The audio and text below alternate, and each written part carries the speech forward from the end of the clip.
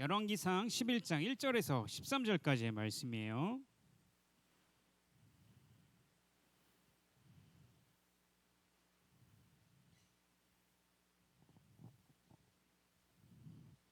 자, 열왕기상 11장 1절에서 13절까지의 말씀입니다. 다 찾아주시고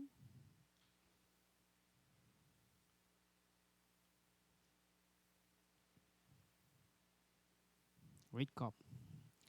열왕기상 11장 1절에서 13절까지 말씀 우리 같이 교독하도록 할게요. 다 찾았나요?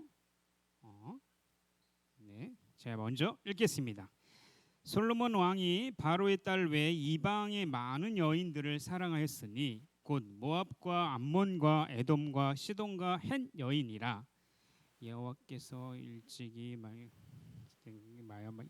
이스라엘 자손에게 말씀하시기를 너희는 그들과 동언하지 말며 그들로 너희와 서로 동언하게 하지 말라. 그들이 반드시 너희를 마음을 돌려 그들의 신들을 따르게 하리라 하셨으나 솔로몬이 그를 사랑하였더라. 왕은 후궁이 700명이요 첩이 300명이라 그의 여인들이 왕의 마음을 돌아서게 하였더라. 솔로몬의 나이가 많을 때 그의 여인들이 그의 마음을 돌려 다른 신들을 따르게 하였으므로 왕의 마음이 그의 아버지 다윗의 마음과 같지 아니하여 그 하나님 여호와 앞에 온전하지. 이는 시돈 사람 여신 아스다로스를 따르고 암몬 사람의 가증한 밀곰을 따름이라. 솔로몬이 여호와의 눈앞에서 악을 행하여 그의 아버지 다윗이 여호와를 온전히 따름같이 따르지 아니하고 모압의 가증한 그모스를 위하여 예루살렘 앞 산에 산당을 지었고 또 암몬 자손의 가증한 몰록을 위하여 그와 같이 하였으며 다 그와 같이 한지라. 그들이 자기 신들에게 분향하며 제사하였더라. 솔로몬이 마음을 돌려 이스라엘 하나님 여호와를 떠나므로 여호와께서 그에게 진노하시니라. 여호와께서 일찍이 2번이나 그에게 나타나시고 이 일에 대하여 명령하사 다른 신을 따르지 말라 하셨으나 그가 여호와의 명령을 지키지 않았으므로 여호와께서 솔로몬에게 말씀하시되 내가 이러한 일을 있었고 또 내가 내 언약과 내게 명령한 법도를 지키지 아니하였으니 내가 반드시 이 나라를 내게서 빼앗아 내 신하에게 주리라. 그러나 내 아버지 다윗을 위하여 이 일을 행하지 아니하고 내 아들의 손에서 빼앗으려니와 함께 읽을게요. 오직 내가 이 나라를 다 빼앗지 아니하고 내 종 다윗과 내가 택한 예루살렘을 위하여 한 지파를 내 아들에게 주리라 하셨더라. 아멘. 강사님이 기도하고 말씀 전하도록 하겠습니다. 하나님 감사합니다. 이 시간 말씀을 들으려고 합니다. 성령 하나님께서 임하셔서 우리에게 들을 길을 열어 주시옵소서. 하나님 말씀으로 정말로 사랑하며 그 말씀을 순종하는 우리 삶이 되도록 이 시간 인도하여 주시옵소서. 감사드리며 예수님의 이름으로 기도드립니다. 아멘. 네, 오늘은 어리석은 솔로몬이라는 제목으로 말씀을 전하도록 할게요. 우리 계속해서 솔로몬 왕의 이야기를 이야기하고 있죠. 이제 오늘은 솔로몬의 그 마지막 이야기들을 할 거예요. 자, 퀴즈. 우리나라 조선시대 포함해서 고려 삼국 다 해서 가장 많은 그 부인들을 둔 왕은 누굴까요? 저기 정답 아시는 선생님 안 돼요? 왕은 누굴까요? 선생님은 안 돼요. 한국사에 강하신 선생님은 힌트. 가장 가까운 누구? 가장 가까운 건 아니구나. 네, 우리나라의 역대 왕 중에 가장 많은 부인을 거느린 사람이 누굴까요? 힌트 2글자. 누구야? 손. 왕건? 확실해? 정답. 역시. 야, 공부 잘하는 친구는 다들 왜 박수를 안 쳐줘? 박수. 맞아요. 왕건이라. 아까 강사님이 우리 저기 선생님한테 물어봤어요. 누구냐 그랬더니 검색했더니 왕건이라고 나오고. 몇 명이라고 그랬죠, 선생님? 28명이었나요? 네, 부인이 28명. 근데 사실 이 왕건도 사실은 자기가 그 어떤 의도로 했는지는 우리는 이제 역사에서 그렇게 배우잖아요. 정치적인 외교적인 것 때문에 부인들을 많이 두었다라고 얘기하죠. 근데 그것보다 게임이 안 되는 사람이 있어요. 누굴까요? 솔로몬 왕이에요. 자, 오늘 말씀해 보면 후궁만 700명이, 후궁이라고 해서 그냥 첩이라고 첩은 300명이고 후궁은 각 나라의 프린세스, 그러니까 여왕들이야. 왕들이죠. 왕들의 딸이기 때문에 적통 있는 사람들과 결혼한 사람만 700명이라고 얘기하는 거예요. 엄청나죠? 별로 안 놀라는데 네, 오늘 그래서 이 솔로몬이 말년에 가서 정말 하나님을 사랑했던 이 솔로몬이 왜 이렇게 이상한 선택을 했을까? 이 어리석은 선택을 했을까? 그걸 좀 알아보도록 하겠습니다. 솔로몬이 왕이 되고 이제 나라가 평안해졌죠. 안으로 밖으로 정말 평안했고 백성들은 잘 살았어요. 그렇죠? 큰 문제가 없이 전쟁도 그쳤고 그래서 풍요로운 삶을 살고 있었고 솔로몬의 명성은 그 중동의 모든 지역에 퍼졌고 저기 멀리 있는 시바 여인, 네, 발음을 좀 잘해야겠는데 시바 여인이라고 하죠. 그 여왕이 이 돈을 싸들고 솔로몬의 지혜를 들으러 올 정도로 엄청나게 솔로몬의 명성이 엄청나죠. 안 믿는 친구들도 사실 솔로몬을 하면 누군지 다 알잖아요. 그만큼 그 솔로몬 왕의 명성, 그다음에 권위, 능력들이 엄청났다라는 거죠. 솔로몬의 지혜를 보기 위해서 막 돈 싸들고 와서 줄을 서서 볼 정도로 그의 인기도 대단했습니다. 그런데 문제는 점점 그 솔로몬이 마음이 조금씩 변하기 시작하는 거예요. 그 변화의 시작점이 어디냐면 1절에 오늘 읽은 말씀에 보면 솔로몬 왕이 바로의 딸 외에 이방의 많은 여인을 사랑하였으니라고 말씀하고 있어요. 처음에는 미약했어요. 무슨 말이냐면 처음에는 바로의 딸과 결혼을 한 거죠. 바로는 어떤 사람이에요? 파라오, 애굽, 이집트, 지금의 이집트죠. 그 당시 지금 이집트는 뭐 별로 이렇게 뭐 그냥 그런 나라인데 그 당시에 애굽은 정말 4대 문명 중에서 가장 강력한 나라 중에 하나였어요. 그런 이집트하고 애굽하고 외교 정책을 맺기 위해서 그의 딸하고 결혼을 한 거죠. 근데 여기에는 무조건 이 솔로몬이 지혜롭다고 할 수도 있겠지만 애굽이라는 나라와 안정적인 관계를 맺기 위해서 그 정역 결혼을 한 거죠. 그래서 애굽이란 나라가 솔로몬은 편에 서도록 이렇게 만든 거예요. 그런데 이 결혼을 했던 시기가 언제냐면은 솔로몬이 하나님께 일천 번제를 드리고 하나님이 솔로몬의 꿈에 나타났던 그 전에 결혼을 한 거예요. 그때 당시에는 솔로몬이 하나님을 무척 사랑했고 마음을 다해 하나님을 섬겼다라고 얘기하죠. 근데 그 전에 바로의 딸과 결혼했다라는 기사가 나와요. 그러니까 근데 이제 우리가 여기서 문제점으로 봐야 되는 것들은 하나님이 명하신 거 있어요. 금한 게 있어요. 그게 뭐냐면 이방인 여인들과 결혼하지 말라는 거예요. 이방인 여인, 그러니까 외국 여자들과 결혼하지 말라라는 법을 주셨어요. 신명기 17장 17절 강수함이 읽어줄게요. 그에게 아내를 많이 두어 그의 마음이 미혹되게 하지 말 것이며 자기를 위하여 은금을 많이 쌓지 말 것이니라. 아멘. 왕에 대해서 경고를 하는 거죠. 하나님이 너 분명히 이런 것들을 조심해야 된다. 외국인 여자를 만나서 결혼하지 말아야 돼. 그건 무엇과 같냐면 자기를 위해서 은금, 재물을 쌓는 것과 동일한 거라고 본 거죠. 출애굽기 34장 16절 앞에 띄워주세요. 같이 읽을까? 시작. 또 내가 그들의 딸들을 내 아들들의 아내로 삼음으로 그들의 딸들이 그들의 신들을 음란하게 섬기며 내 아들들에게 그들의 신들을 음란하게 섬기게 할까 함이니라. 아멘.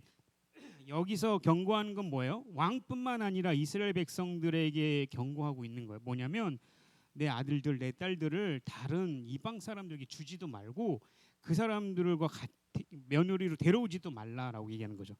왜 그렇게 얘기했을까요? 하나님은 외국 사람 싫어하나?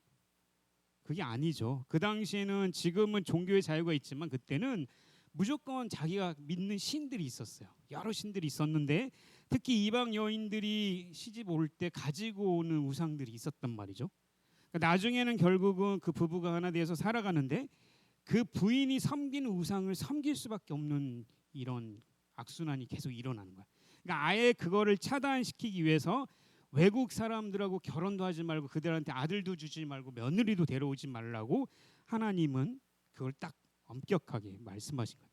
이 말씀이 단순히 몇 구절만 있는 게 아니라 계속 나와요. 창세기 이스라엘 백성 택하고 멸망하기까지 계속 이 문제로 나오죠. 우리가 알고 있는 느헤미야나 에스라 말씀도 이 통역 문제, 그러니까 외국인과 결혼했던 문제를 다루고자 하는 게 사실 에스라 말씀의 이야기죠. 그런데 문제는 이런 하나님의 예언의 말씀이 어떻게 됐냐면 그 현실이 되어 버렸어요. 우리가 1절에 보니까 이 솔로몬이 바로 왕의 딸과만 결혼한 게 아니라 외국인, 그러니까 암몬 사람, 그 당시 에돔 사람, 시돈 사람, 헷 사람, 왜 많은 외국 여자들을 자기 아내로 계속해서 맞아들였다는 거죠, 솔로몬이. 그래서 3절에 보니까 후궁이 몇 명? 700명, 첩이 300명, 1000명이죠. 우리나라에 뭐 역대 뭐 백제 의자왕도 있다고 하지만 그거보다 더 많은 숫자죠. 아까도 얘기했지만 후궁이라는 거는 단순히 그냥 첩 정도가 아니라 각 나라의 그 왕들의 딸이 정통성 있는 여자와 결혼했다는 거죠. 그러니까 그거를 생각했을 때 솔로몬이 어떻게 보면 세상적인 관점으로 봤을 때 상당히 지혜로운 사람이라고 얘기하겠어요. 세상 관점으로. 외교수를 잘 쓴 거죠. 많은 사람들과 평안을 누리고, 그리고 솔로몬이 했던 것 중에 하나가 무역을 정말 많이 했어요. 애굽에 있는 말들을 사다가 길러서 다른 나라에 팔고 이런 무역들을 하기 때문에 이런 다른 나라의 정략 결혼들은 상당히 지혜롭다고 볼 수도 있기도 해요. 세상 관점으로. 그래서 나라가 평안과 안전을 누렸고 이스라엘의 많은 역대 부들을 누렸던 거죠. 그런데 문제는 성경에서 하나님께서 말씀하시는 기준은 그것은 세상의 기준이고 하나님이 보실 때 그것은 아주 어리석은 행동이다라고 말씀하고 있는 거예요. 왜 그럴까요? 이 어리석은 행동들은 항상 그들 가운데 이 우상 숭배하고 관련돼 있는 거예요. 그러니까 지금 지혜는 뭐라고 우리가 배웠죠? 인간이 살아가는 방향을 제공해 주는 게 지혜라고 했어요. 그러면 인간이 가장 지혜롭게 사는 방식은 뭐라고요? 하나님을 아는 거고 하나님을 예배하고 하나님 경외하는 삶이 인간에게 참된 지혜라고 얘기했어요. 그런데 지금 솔로몬이 하고 있는 행동들은 어떤 행동인 거예요? 하나님을 섬기고 하나님만 예배하고자 하는 그 마음이 변질되어 있다고 얘기하는 거죠. 그러니까 지금 그가 선택하는 이 선택들은 하나님의 말씀의 기준이 아니라 세상의 기준대로 살아가고 있고, 그것이 마치 성공한 것처럼 보여지는 역사가 계속 있었지만 결국은 말년에 가서 그가 하나님의 이 심판을 받게 되는 이 모습들을 보여주게 되는 거죠. 그러니까 그가 선택하는 이 어리석은 선택들은 항상 우상숭배, 다른 신을 섬기는 것들의 결과를 낳게 되는 거예요. 물론 솔로몬은 하나님께 눈에 보이는 큰 반역적인 죄를 짓지는 않았죠. 우리가 말하는 윤리도덕적인 죄는 아니지만, 그러나 하나님에서 금하신 이방 신들의 신을 섬긴다는 것 자체가 이미 하나님의 엄청난 죄를 짓게 되는 거죠. 그러면 왜 솔로몬은 이렇게 지혜로웠던 사람이 왜 한순간에 이런 어리석은 사람이 되었느냐? 그 이유를 좀 살펴보죠. 4절에 보니까 솔로몬이 나이가 들자라고 얘기해요. 그가 처음부터 뭐 하나님 딱 떠나서 나 오늘부터 하나님 싫어, 나 우상 섬길 거야 이렇게 한 게 아니라 점점점 나이가 들수록 이방신을 섬기고 또 섬기게 되었다라는 거예요. 그것은 그가 뭐 생물학적 나이 있잖아요. 남자가 늙으면은 뭐 그런 얘기 있잖아요. 여성 호르몬이 막 나와서 막 되게 감수성이 막 많아지고 이런 걸 얘기하는 게 아니라 뭐 주도권이 뭐 부부 사이에 여자로 바뀌는 이런 생물학적인 것이 아니라 그 마음에 하나님 앞에 사랑하고자 하는 마음, 하나님을 섬기고자 하는 마음들이 점점점 멀어지게 되었다는 거죠. 분명 하나님께서 앞에서 말했지만 이방 여인과 결혼하지 말라고 했어요. 근데 솔로몬이 누구와 결혼했? 처음에 바로의 딸과 결혼했어요. 그것이 하나님 보시기에 악한 거죠. 분명히 하지 말라고 하신 하나님 말씀을. 근데 하나님의 말씀을 어긴 거예요. 근데 처음에는 괜찮았어요. 왜냐하면 그때는 하나님에 대한 사랑의 마음이 많았고 예루살렘 성전을 짓고자 하는 열성과 열망도 많았기 때문에 그것이 마치 가려진 것처럼 보였다라는 거죠.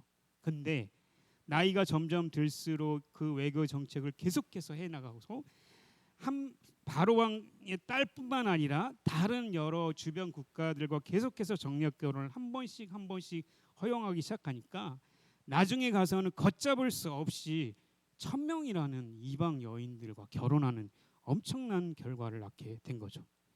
그러니까 우리가 우리 눈에 지금 당장 보이는 게 이게 손해야 아닌 것처럼 보이잖아. 이게 우리한테 잃어버린 게 아니야. 근데 그거를 선택하는 거야. 근데 그거는 하나님께서 하지 말라는 명령의 말씀을 어기고 그것을 선택하면 지금 당장에는 손해가 안 보여요. 손해가 안 나니까.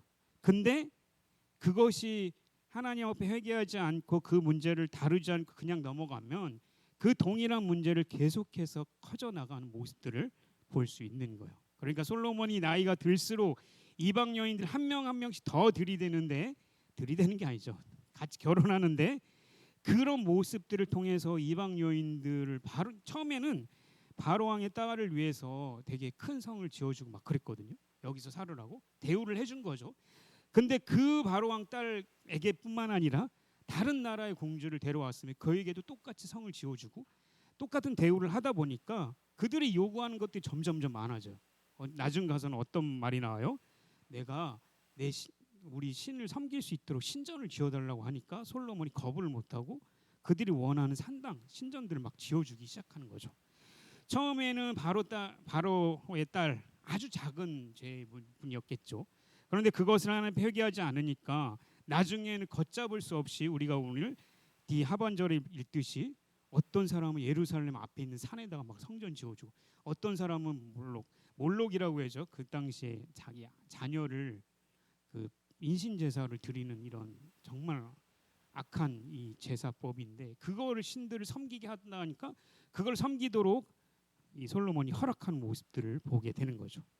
처음에는 분명 열왕기상 9장 24절 바로의 딸이 다윗성에서부터 올라와 솔로몬이 그를 위하여 건축한 궁에 이를 때 솔로몬이 밀로를 건축하였더라. 분명히 처음에는 바로의 딸을 위해서 작게 시작된 일들이 나중에는 걷잡을 수 없는 큰 죄로 이어지게 되었다라는 거죠. 우리 사랑하는 우리 친구들, 솔로몬이 처음부터 하나님을 싫어하고 막 대적한 게 절대 아니에요. 하나님의 말씀에 순종했죠. 근데 아주 작은 죄에 민감하지 못했던 것들이 나중에 점점 커져서 이런 일들이 일어난 거죠.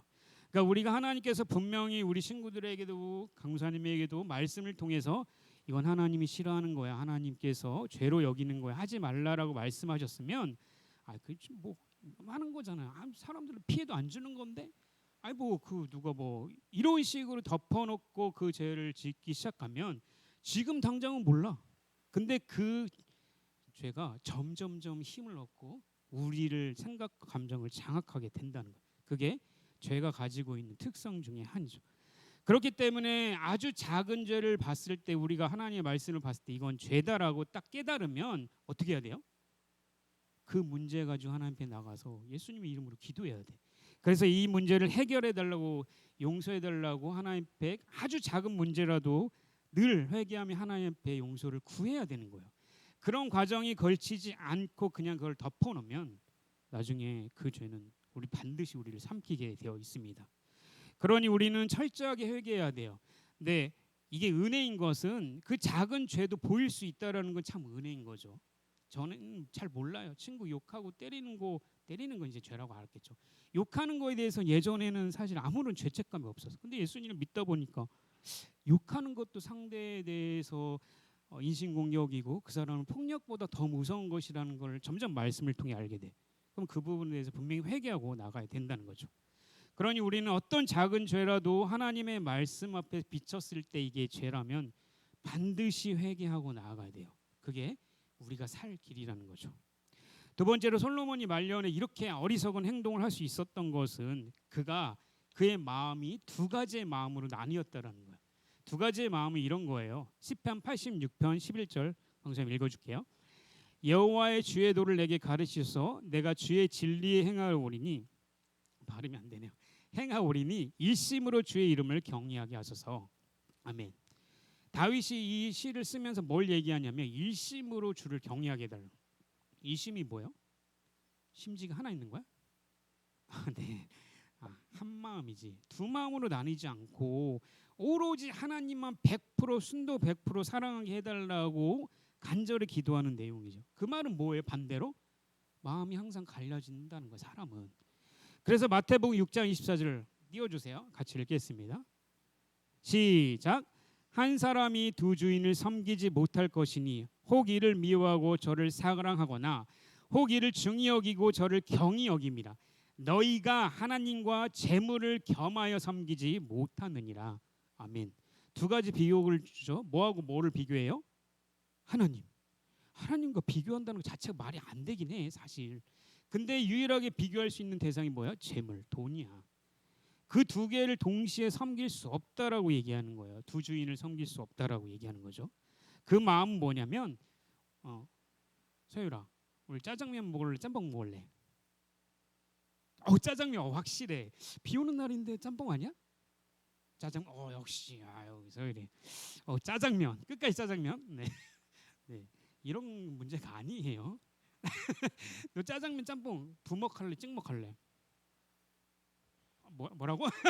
여기 먹는 거 얘기 나오니까 지금 배고픈가 본데 이따가 집에 가서 꼭 부먹 찍먹 하세요. 네, 그런 문제가 아니라는 거예요. 마음이 두 가지가 나눠졌다는 것은 내 마음, 그러니까 사람의 마음은 하나님은 원래 창조할 때 어떤 대상을 사랑하게 되면 온전히 100% 사랑할 수밖에 없는 거야. 근데 그 중에 뭐 내 마음이 나눠져서 반은 이쪽도 사랑하고 반은 이쪽도 사랑하고 이런 관계적인 게 될 수 없는 게 사람의 마음이라는 거죠. 그러니까 내가 지금 하나님도 섬기고 솔로몬 우상도 섬기면서 두 가지를 다 섬긴다라는 거는 하나님을 섬기는 게 아니에요. 온전히 하나님을 섬기지 못하면 섬기는 게 아니기 때문에 그건 우상을 섬기는 거다라고 말씀하고 있는 거죠. 우리가 1절과 2절에 계속해서 반복되는 동사가 있어요. 솔로몬이 바로의 딸 외에 이방의 많은 여인을 사랑하였으니라고 얘기해요. 2절에도 솔로몬이 그들을 사랑하였다. 그들이 누구예요? 외국 여자 부인들이죠. 그들을 사랑했다라고 얘기하는 거예요. 그러니까 솔로몬이 하나님의 말씀을 근본적으로 어길 수밖에 없던 근본적인 이유와 목적은 뭐냐면 솔로몬의 마음이 이방 여인들을 사랑하는 마음이 아주 가득 차 있다라는 거죠. 그래서 하나님의 말씀을 절대 들을 수 없는 상태가 되었다라고 얘기하는 거죠. 여호수아 24장 15절 우리 예전에 배웠죠. 강구사님 읽어줄게요. 만일 여호와를 섬기는 것이 너에게 좋지 않게 보이거든 너희 조상들이 강 저쪽에서 섬기는 신들이든지 또 너희가 거주할 땅에 있는 아모리 족속의 신들인지 우상들이죠. 그게 진짜 신이라면 그거 섬겨. 그런데 만약 하나님이 진짜 신이라면 너희가 섬길 자는 오늘 택하라. 오직 나와 내 집은 여호와를 섬기겠노라. 아멘.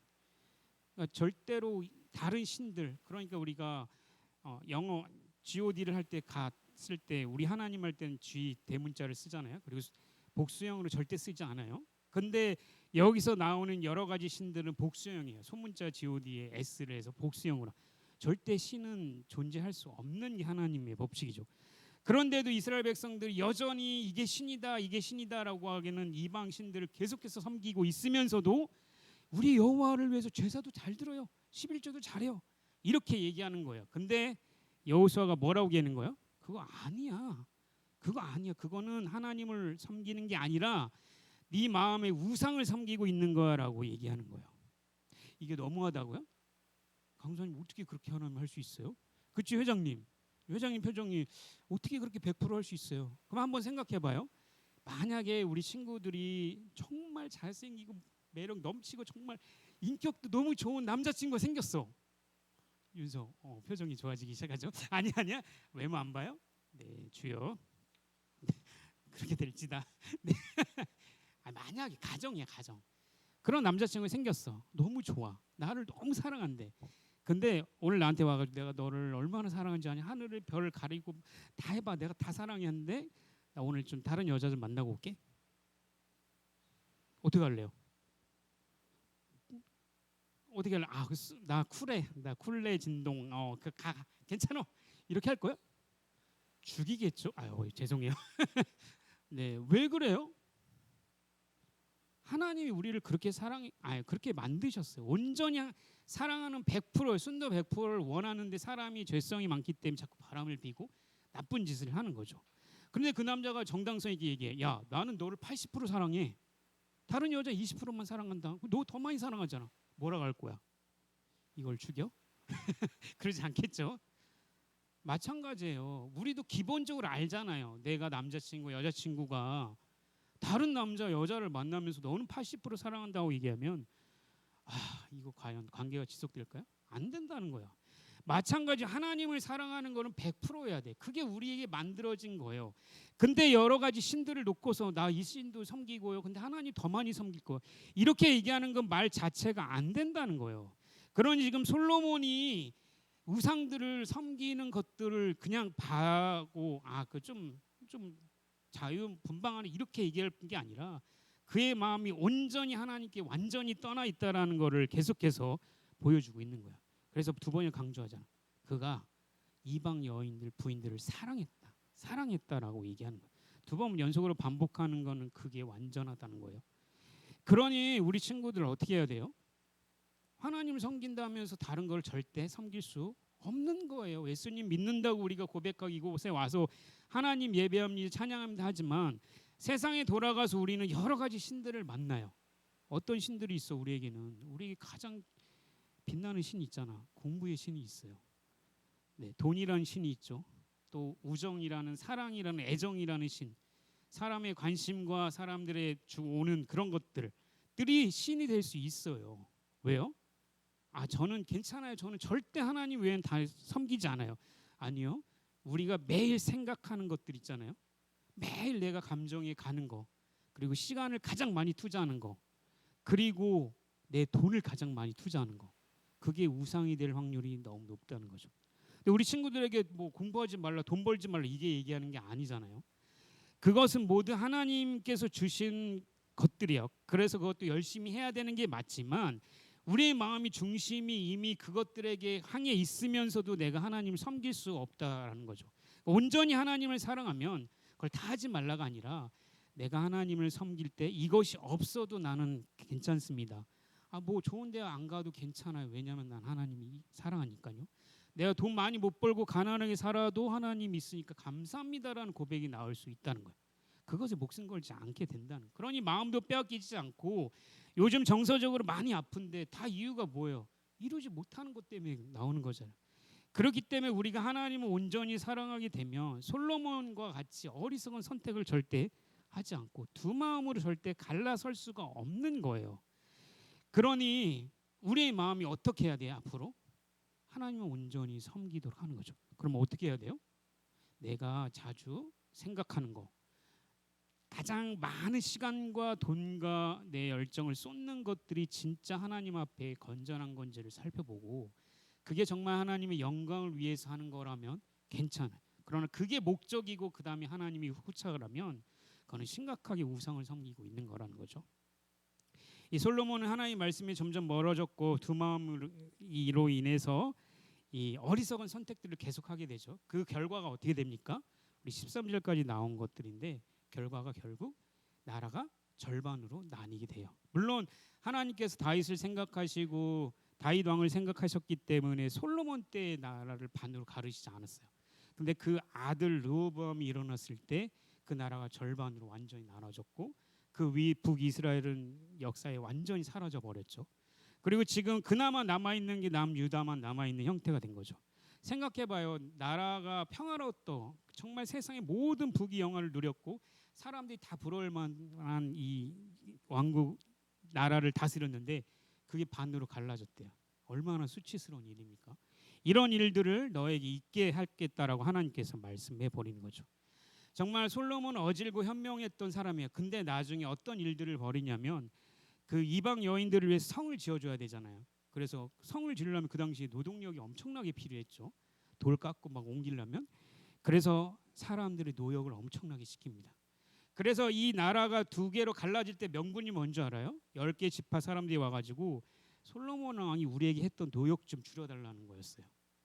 솔로몬 왕 나쁜 놈이 이게 아니라 그 사람이 우리에게 했던 이 노역이 너무 힘들어 죽겠다. 이걸 좀 줄여달라는 건데 르호보암 그 아들이 왕이 나는 솔로몬보다 더한 놈이야라고 했다가 완전히 나라가 박살나는 지경까지 된 거죠. 그러니 분명히 해야 할 것은 하나님께 마음을 온전히 하고 하나님의 말씀에 순종하면 그 나라가 계속해서 태평하게 섰을 거예요. 지금도 여전히 존재했겠죠. 그러나 하나님 말씀을 버리고 그 마음의 우상들을 계속 섬기기 시작하면 눈에 보일 때는 평화로울 수 있고 눈에 보일 때는 물질을 축복을 받을 수 있지만 그게 결국은 그 인생을 망하게 하는 결정적인 단서가 된다는 거죠. 그럼 우리 어떻게 해야 돼요? 아주 작은 죄라도 절대 무시하면 안 돼요. 하나님 말씀 앞에 기도하고 하나님 내가 이거 더 사랑하는 것 같아요. 이거 없으면 나 진짜 불안해서 안 될 것 같아요. 그런 것들이 있다면 하나님 이게 나의 마음에 우상이 된 것 같아요. 주님 용서해 주세요. 예수님의 이름으로 기도합니다.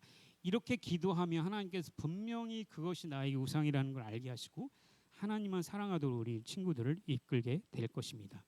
그러니 우리 친구는 죄는 아주 작은 것이라도 그 모양조차도 흉내내지 말라라고 하셨기 때문에 우리 친구들을 더 예수님을 믿을 때 더 민감해지고 그래서 하나님 앞에 더 거룩하게 그렇게 살 때 우리에게 솔로몬이 주셨던 평화와 평강이 우리 가운데 있을 거예요. 우리 사랑하는 우리 친구들 이처럼 솔로몬의 어리석은 선택을 하지 않는 우리 친구들 되기를 주님의 이름으로 기도합니다. 아멘. 우리 함께 기도할게요.